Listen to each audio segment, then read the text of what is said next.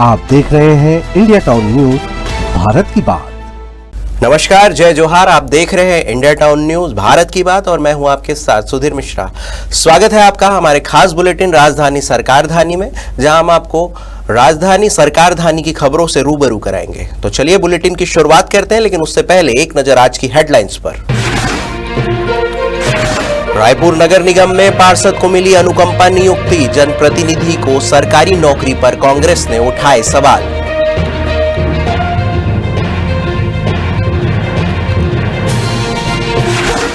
आय से अधिक संपत्ति रखने का मामला, सौम्या चौरसिया के खिलाफ आरोप पत्र दाखिल, जुलाई 2024 में दर्ज किया गया था मामला।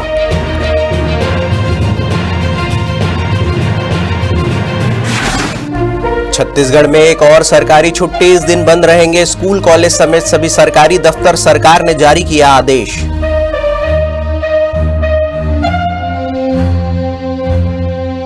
अनवर ढेबर की पैरोल 7 दिन के लिए बढ़ी, पुलिस सुरक्षा के बीच पहुंचे घर, आने जाने वालों की हो रही है मॉनिटरिंग।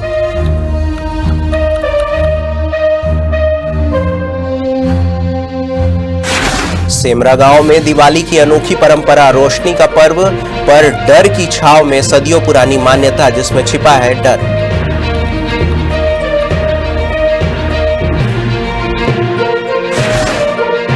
सारनाथ एक्सप्रेस 66 दिनों तक रहेगी रद्द, रेलवे ने लिया बड़ा फैसला, कोहरे की आशंका को देखते हुए लिया गया निर्णय।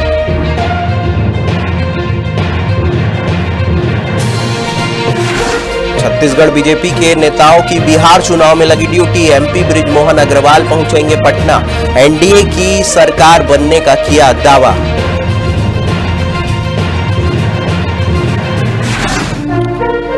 झूठे बयान दर्ज कराने का आरोप, ईओडब्ल्यू एसीबी के अधिकारियों को नोटिस, भूपेश बघेल ने किया एक्स पर पोस्ट।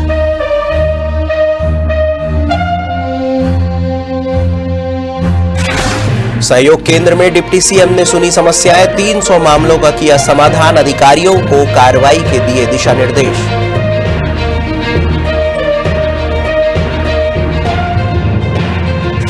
छत्तीसगढ़ में 32 लाख राशन कार्ड निरस्त होंगे, नवंबर से नहीं मिलेगा राशन, फर्जी हितग्राहियों पर कसा नकेल।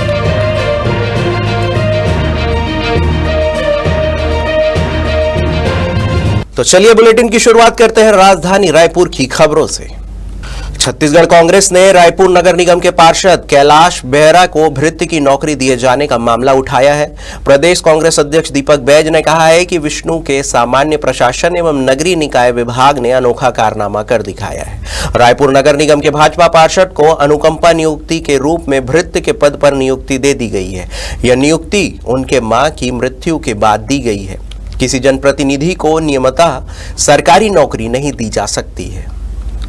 उन्होंने तंज कसते हुए कहा है कि ऐसा लगता है कि यह सरकार भांग खाकर चल रही है। इस पर नगरीय प्रशासन मंत्री अरुण साव ने कहा है कि आवेदन के तुरंत बाद अनुकंपा नहीं मिलती है, पुराना मामला होगा, इस बीच पार्षद बन गए होंगे, अब जो भी होगा नियम प्रक्रिया के तहत होगा। इधर इस मामले में यह भी पता चला है कि पार्षद ने अब अपनी बहन को नियुक्ति देने की मांग की है। छत्तीसगढ़ में ईओडब्ल्यू ने आय से अधिक संपत्ति अर्जित करने के मामले में नौकरशाह सौम्या चौरसिया के खिलाफ विशेष अदालत में आरोप पत्र दायर किया है। अधिकारियों ने बताया है कि चौरसिया के खिलाफ आय से अधिक संपत्ति का मामला जुलाई 2024 में दर्ज किया गया था। राज्य प्रशासनिक सेवा की 2008 की बैच अधिकारी चौरसिया छत्तीसगढ़ में भूपेश बघेल के नेतृत्व वाली कांग्रेस पार्टी की सरकार 2018 से लेकर 2023 में मुख्यमंत्री कार्यकाल में उप सचिव के पद पर कार्यरत थी। अधिकारियों ने बताया कि कोयला, डीएमएफ और अन्य घोटाले मामले में भी आरोपी रही चौरसिया के खिलाफ एक विशेष अदालत में 8000 पन्नों का आरोप पत्र दाखिल किया गया। छत्तीसगढ़ सरकार ने आगामी गोवर्धन पूजा के अवसर पर राज्य भर में सार्वजनिक अवकाश की घोषणा कर दी है। यह अवकाश 21 अक्टूबर मंगलवार को रहेगा। इस संबंध में सामान्य प्रशासन विभाग के सचिव अविनाश चंपावत द्वारा आदेश जारी किया गया है। जारी आदेश के अनुसार यह अवकाश नेगोशिएबल इंस्ट्रूमेंट एक्ट के तहत घोषित किया गया है, जिसके तहत सभी शासकीय कार्यालयों, शैक्षणिक संस्थाओं में कार्य नहीं होगा। यह अवकाश राज्य के सभी जिलों में लागू होगा। आपको बता दें कि छत्तीसगढ़ में गोवर्धन पूजा परंपरागत रूप से धूमधाम से मनाई जाती है और राज्य के विभिन्न क्षेत्रों में यह पर्व विशेष महत्व रखता है। इसी सांस्कृतिक और धार्मिक भावना को ध्यान में रखते हुए यह निर्णय लिया गया है। कारोबारी अनवर ढेबर की पैरोल की तारीख बढ़ा दी गई है। 4 दिन की पैरोल खत्म होने के बाद उन्होंने हाईकोर्ट में अर्जी लगाई थी। इसके बाद वह पुलिस सुरक्षा के बीच रायपुर स्थित अपने निवास पर पहुंचे। मिली जानकारी के मुताबिक अनवर ढेबर ने अपनी मां की तबीयत खराब होने का हवाला देकर पैरोल की मांग की थी। कोर्ट ने अर्जी स्वीकार कर ली थी। अब 7 दिनों के लिए पैरोल बढ़ा दी गई है। इससे पहले वह 4 दिन की जमानत पर घर आए थे। निजी निवास के बाहर पुलिस बल तैनात किया गया है। बताया जा रहा है कि हर आने जाने वाले लोगों की जानकारी रजिस्टर में नोट की जा रही है। अगली खबर धमतरी से है, जहां पूरे भारत में दिवाली की तैयारियों की गूंज सुनाई दे रही है। ऐसे में धमतरी जिले का एक गांव सेमरा पहले ही इस पर्व को मना चुका है। यहां दिवाली देश भर से करीब 1 सप्ताह पहले ही मना ली जाती है, लेकिन इसकी वजह न तो पंचांग है और न ही कोई आधिकारिक निर्णय, बल्कि सदियों पुरानी एक रहस्यमयी परंपरा है, जिसमें आस्था, डर और इतिहास के ताने बाने बुने गए हैं। आपको बता दें कि धमतरी से करीब 30 किलोमीटर दूर बसे सेमरा गांव में इस वर्ष दिवाली 14 अक्टूबर को ही मना ली गई। इसके अगले दिन गांव में गोवर्धन पूजा भी संपन्न हुई। ऐसा हर साल होता है। स्थानीय मान्यताओं के अनुसार पुराने समय में गांव में 2 अलग अलग जातियों के 2 मित्र रहते थे। एक दिन दोनों एक बीहड़ जंगल में शेर के शिकार हो गए। उनके शव गांव की सीमाओं पर अलग अलग स्थानों पर दफनाए गए। कुछ दिनों के बाद गांव के मालगुजार को एक सपना आया, जिसमें मृतक मित्रों में से एक ने देवता के रूप में पूजने और दिवाली को नवमी अष्टमी को मनाने की शर्त रखी। साथ ही चेतावनी दी गई थी कि अगर किसी ने यह नियम तोड़ा तो गांव में अनहोनी हो सकती है। तब से गांव में सिरदार देवता के नाम पर दिवाली 1 सप्ताह पहले मनाई जाती है। ग्रामीण मानते हैं कि यह परंपरा सतयुग से चली आ रही है और इसे टूटने नहीं देंगे। लेकिन सवाल अब भी खड़ा है, क्या विज्ञान और तर्क की रोशनी इस डर की छांव को मिटा पाएगी? क्या आने वाला वक्त इस परंपरा को एक नई सोच की दिशा देगा? अब हमारे पूर्वज लोग बताते हैं, कारण ये है यहाँ पहले, बहुत पहले ये जंगली क्षेत्र रहा होगा। ये जो क्षेत्र है वो तो कहीं कहीं 2-4 परिवार ऐसे निवास करते थे। उस समय बताते हैं हमारे पूर्वज लोग कि यहाँ कोई राजा था, अपने घोड़े पे सवार होकर यहाँ शिकार करने आया था। तो यहीं पे किसी शेर वगैरह किसी से उसका मुकाबला कुछ हो गया होगा, तो उसके बाद वो मृत्यु स्वयं चले गए, मृत्यु हो गया उसका, जो राजा था उसके घोड़ा का। उसके बाद आसपास 2-4 परिवार बसे रहेंगे। यहाँ एक आदमी प्रमुख रहा होगा, उसको रात में सपना आया, बोलता है कि मैं कोई दिव्य शक्ति हूँ और आपके गांव में आके मैं शहीद हो गया हूँ। अब आप लोग पूरे गांव वाले एक निष्ठा भाव से आकर के मेरा यहाँ पे एक मंदिर के रूप में स्थापित करें, तो मैं आपका हर सुख दुख में हर मनोकामना पूर्ण करूंगा। ऐसा करके स्वप्न दिए होंगे। तो फिर वो जो प्रमुख रहा होगा गांव 2-4 अपने आस-पास परिवार वालों को बताए होंगे। तो फिर वो लोग तसल्ली करने के जिस जगह पे स्वप्न बताया, उस जगह में आग देखे, वहां पे देखा कि घोड़ा और जो राजा था मृत्यु हो गया था उसका। फिर वो लोग तुरंत फिर एक पत्थर, उस समय की गरीबी था, उसका डेवलप भी नहीं था, वही कुछ पत्थर वगैरह वहां रख दिए होंगे चिन्हित के रूप में। फिर बाद में धीरे धीरे गांव में चर्चा होते गया।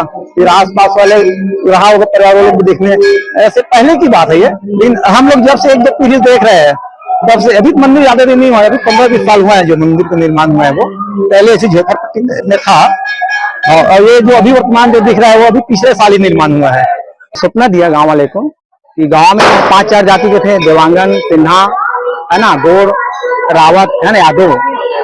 तो इन लोगों को स्वप्न दिया कि भैया देखो मैं यहाँ वास कर रहा हूँ, है ना, और आप लोगों को जो भी मन्नत है मैं उसको पूरा करूंगा और 1 हफ्ते त्योहार मानना, बस यही बताएं। हमारे यहाँ सबसे पहले तो हरेली है, उसके बाद पोला और उसके बाद दीपावली, उसके बाद होली। वैसे अन्य शहरों में दीपावली कब है और आज यहाँ क्या मनाया जाए? आज हमारे यहाँ दीपावली मनाया जाता है। आप कौन सा त्योहार मनाओगे? लक्ष्मी पूजा? आज अभी तो लक्ष्मी पूजा आज है ना, कल अपना गोवर्धन पूजा होगा और बहुत धूमधाम से मनाते हैं। दूर दराज से बहुत लोग आते हैं इधर, है ना, बहुत अच्छा धूमधाम से होता है हमारे यहाँ दीपावली।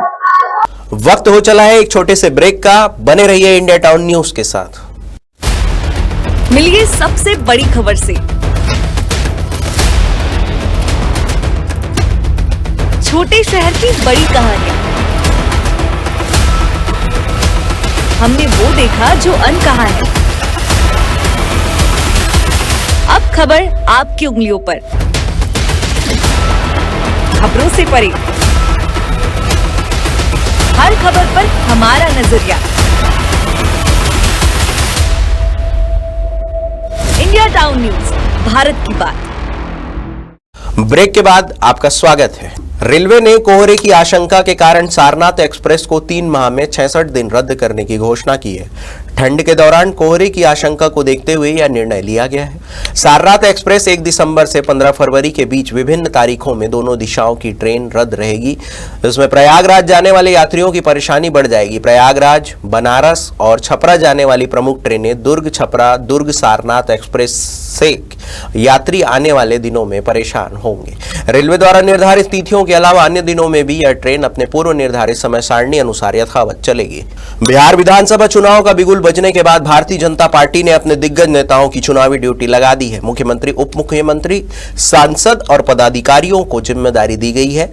इसी कड़ी में सांसद बृजमोहन अग्रवाल दिल्ली में बैठक के बाद पटना पहुंचेंगे। आपको बता दें कि भाजपा ने रायपुर से सांसद बृजमोहन अग्रवाल को बिहार चुनाव में हाजीपुर और लालगंज विधानसभा क्षेत्रों की कमान सौंपी है। वह दिल्ली में अहम बैठक में शामिल होने के बाद पटना जाएंगे, जिसके बाद 18 अक्टूबर को वापस रायपुर लौटेंगे। रवानगी से पहले सांसद बृजमोहन अग्रवाल ने कहा है कि बिहार में लालू का जंगल राज भी देखा और अब मोदी नीतीश का सुराज भी देख रहे हैं। उन्होंने विश्वास जताते हुए कहा है कि बिहार में फिर से एनडीए की सरकार बनेगी। कांग्रेस नेता गिरीश देवांगन की ओर से लगाए गए परिवारवाद पर सुनवाई करते हुए रायपुर कोर्ट ने ईओडब्ल्यू और एसीबी के निदेशक सहित अन्य अधिकारियों को नोटिस जारी किया है। दरअसल कांग्रेस नेता गिरीश देवांगन ने कोर्ट में परिवारवाद दाखिल कर यह आरोप लगाया था कि ईओडब्ल्यू और एसीबी ने गलत तरीके से बयान दर्ज करवाकर कथित कोल घोटाले एवं अन्य मामले में अभियुक्तों को खिलाफ झूठे बयान गढ़ रही है। इस मामले में भूपेश बघेल ने सोशल मीडिया पर पोस्ट करते हुए कहा है कि अदालत व जांच एजेंसी ईओडब्ल्यू और एसीबी के बीच आपराधिक साठगांठ की शिकायत पर मामला थोड़ा आगे बढ़ा है। रायपुर की एक अदालत ने ईओडब्ल्यू और एसीबी के निदेशक सहित 2 अन्य अधिकारियों को नोटिस जारी कर दिया है। उप मुख्यमंत्री अरुण साव ने भाजपा प्रदेश कार्यालय कुशाभाऊ ठाकरे परिसर में आयोजित सहयोग केंद्र में आम लोगों की समस्याएं सुनी और उनका समाधान किया। उन्होंने 3 घंटे की अधिक समय तक लगभग 300 आवेदन मामलों की सुनवाई की। आपको बता दें कि सहयोग केंद्र शुरू होते ही प्रदेश के विभिन्न जिलों से लोग पहुंचे, जिनमें सर्वाधिक आवेदन निर्माण कार्य से संबंधित रहे। सरगुजा से लेकर दूर दराज के लोग बसों में सफर करके रायपुर पहुंचे और अपने आवेदन प्रस्तुत किए। स्वास्थ्य, शिक्षा और स्थानीय प्रशासन से जुड़ी शिकायतें भी चर्चा का विषय बनी। अधिकारियों को संबंधित मामलों में आवश्यक कार्रवाई करने के निर्देश दिए गए। इसके अलावा नक्सलियों के आत्मसमर्पण के मुद्दे पर भी चर्चा की गई। छत्तीसगढ़ में अब 32 लाख राशन कार्ड धारकों को राशन नहीं मिलेगा। राज्य सरकार ने इन हितग्राहियों का राशन कार्ड निरस्त कर दिया है। खाद्य विभाग के सचिव रीना बाबा साहेब कंगाले ने कहा है कि पिछले 1 सालों से लोग राशन लेने नहीं आ रहे हैं और न ही इन लोगों के केवाईसी हुई है। केवाईसी होने पर फिर से राशन दिया जाएगा। आपको बता दें कि सचिव ने कहा है कि प्रदेश में लगभग 95 लाख राशन कार्डधारी परिवार है। 2 करोड़ 73 लाख राशन हितग्राही है, जिनमें से 32 लाख लोगों को राशन कार्ड सस्पेंड किया गया है। छत्तीसगढ़ में लंबे समय से राशन कार्ड धारकों को ई-केवाईसी कराने के लिए कहा जा रहा है। खाद्य विभाग ने फर्जी हितग्राहियों को हटाने के लिए ई-केवाईसी कराना अनिवार्य कर दिया है। इसके बावजूद अब तक प्रदेश में 32 लाख हितग्राहियों को ई-केवाईसी नहीं कराया है। ऐसा माना जा रहा है कि इनमें से ज्यादातर राशन कार्ड फर्जी हो सकते हैं। ऐसे फर्जी हितग्राहियों पर नकेल कसने के लिए 31 अक्टूबर से पहले जो लोग ई-केवाईसी नहीं कराएंगे, उन्हें नवंबर से मुफ्त राशन लाभ नहीं मिलेगा। आप देख रहे हैं इंडिया टाउन न्यूज, भारत की बात।